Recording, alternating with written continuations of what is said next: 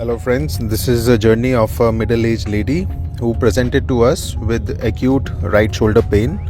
She was unable to lift her arm and do her daily activities. Even things like wearing clothes, tying her hair and doing a routine course at home were painful because of right shoulder. We investigated her, found out that she was suffering from a complete rotator cuff tear on an MRI scan. And then we guided and counseled her that she would need a arthroscopic rotator cuff repair.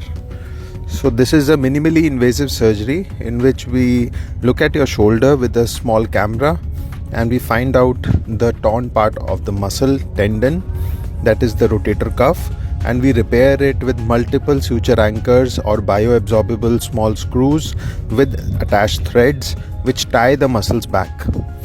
After the procedure, patient is started on exercises.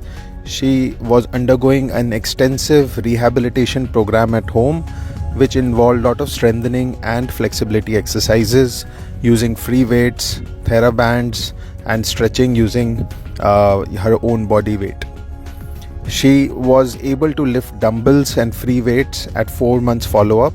She even sent us a video showing her doing a Surya Namaskar without any pain, and she was very motivated to get back to her routine by proper rehabilitation.